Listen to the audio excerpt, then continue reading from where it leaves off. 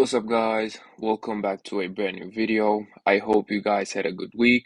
I hope you are doing great and you are safe. Today, guys, I'm bringing you a brand new video about Forex, about gold, about how you can trade gold, about a easy strategy I use when trading gold. And I hope you guys will get some value from this video. If you do, make sure to drop me a like. Also, feel free to share the video. If you have any questions, make sure to drop them in my comment section down below. And yeah, guys, before we start, make sure you're subscribed to the channel if you like my content. I will keep posting as consistent as possible. So yeah, let me just get straight into the video. So today, guys, I'm gonna show you a easy way to trade gold. As you can see, we're on the gold US dollar chart on the M15. So before we start the video,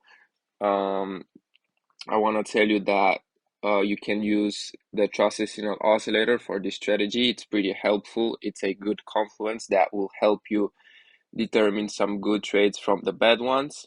And if you guys want to check out trusted signals, I will leave you the link down in my video description. Apart from this is the only indicator I am using for this strategy.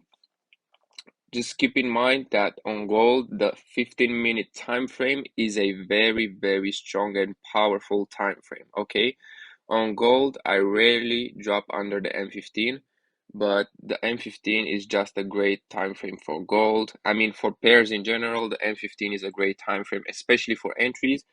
But on gold, especially the M15 time frame is my go-to. Okay, so before I jump into the M15 time frame, what I like to do is to go on the H4 and to see where I'm at, if gold is in a down or if gold is in a bear trend.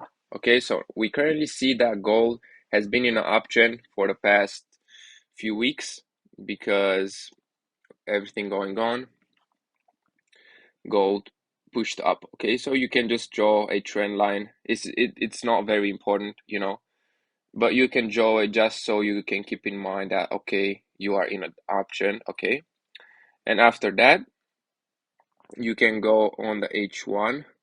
That's what I would do next. And on the H1, I would also check for some support and resistance, for some market structure and all that stuff. Okay, so we can see that on the H1 we're forming higher highs and higher lows. That shows us that we are in an uptrend. So after that, I would just draw some simple support and resistance, very easy. We have a support right here that gold touched multiple times, 1, 2, 3, 4, 5, almost 6 times. The 1890 level. We can draw a resistance right here so that we kind of have a target in mind. And after that, after we established if we are in an uptrend or downtrend, we would just go on the M15 and look for possible entries. Okay, so when looking for entries on the M15, you want to look at A, market structure, B, the trusted signal oscillator, and C, bullish candlestick patterns in this case as we are in uptrend. Okay, so let me show you an example where we could have entered the market. So first of all, we look at market structure. We can see that we pushed high up. This would be our most recent higher low. This would be our higher low right here. And we can see that then price comes back down here in our zone where we would look for entries. We can see that we have a hidden a bullish divergence on our oscillator. So that's the first sign. Second sign, it rejected from the zone, but we don't get the third sign. Okay, we don't get a bullish candlestick pattern. Therefore, we won't enter and we will wait for another setup. Then we can see that price goes up and then it comes back down to our zone. What do we have here again? We look at the trusted signal oscillator. We have a bullish divergence. We have a touch on the zone, and we also have a bullish engulfing on the M15. Okay, so remember, we don't drop below the M15, we stay on the M15. So we would have entered right here. We would have entered a buy right here. You could have placed your stop loss under this candle, this red candle, if you wanted to be more aggressive. But if you want to be more conservative, you would have placed it under your zone. And after that, you could have aimed for a 1 to 2 or even 1 to 3. Okay. So as you can see, your trade would have hit your TP either way.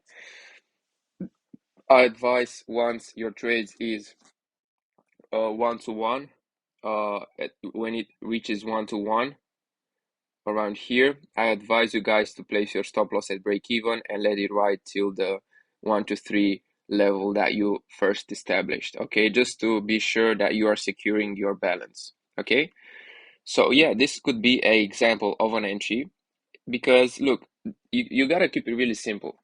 You gotta keep it really simple. You don't want to overthink. You don't want to have too many things to think of when trading this strategy.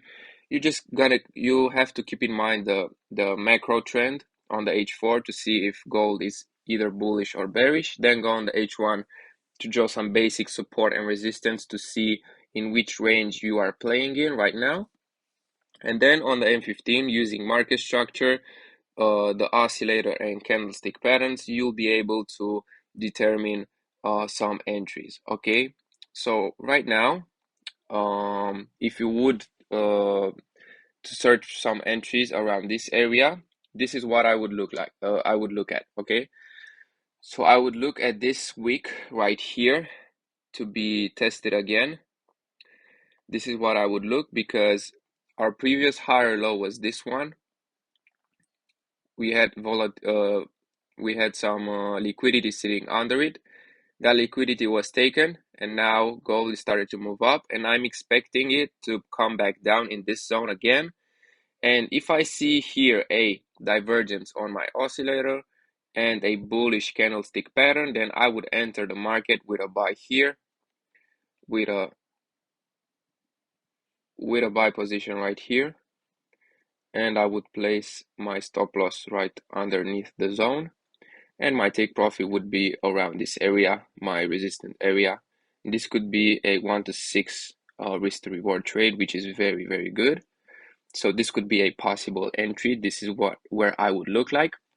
And if for some reason gold hits my stop loss here, a second entry that I would look for is around this area right here. We have this zone that has some big rejections from on the M15. I would take this zone as another area of confluence, another point of interest, and it's the exact same drill. So if I see gold dropping in this zone and get some rejection from it, I would look on my oscillator to see if I have a divergence and for a bullish candlestick pattern. And if I would get both of them, I would just enter a buy right here.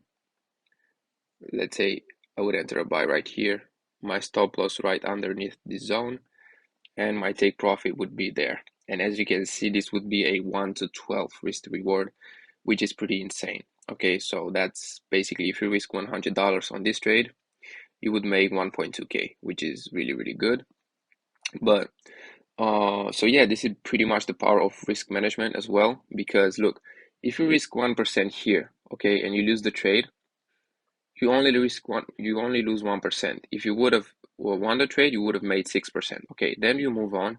You see price comes down here, you see a setup, you enter, you risk again 1%, but this time you win and you won 12% in a single trade. So that means that overall on the day, you would be up 11% on the day, which is insane. Okay, 11% on a day, it's really, really good.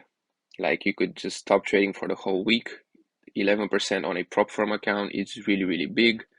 So this is literally the power of risk management. Even though your win rate would have been 50%, which isn't crazy good, having a good risk to reward strategy would give you that edge of having bigger profits, and you can have a lower win rate using these type of strategies. Of course, if you only aim for 1 to 1 or 1 to 2, then yeah, you have to have a bigger than 60% win rate in order for you to be profitable. But if you use a strategy with a decent risk to reward ratio, then you don't really have to worry about win rate. Imagine I can lose 5 trades in a row. I lose 5% and then I win a trade like this, 12%, I'm still 7% up for a day. I'm still happy, you know, like that's really good. And yeah, like that's pretty much it. That's pretty much how you could trade gold, how I trade gold sometimes. Of course, I have other strategies as well that I teach people in my mentorship. I also have a signal group, so if you guys are interested in those, make sure to DM me on Telegram. I will leave you my Telegram link down below in the video description. And yeah, if you like the video, make sure to drop me a like, and I will see you in the next one. Goodbye.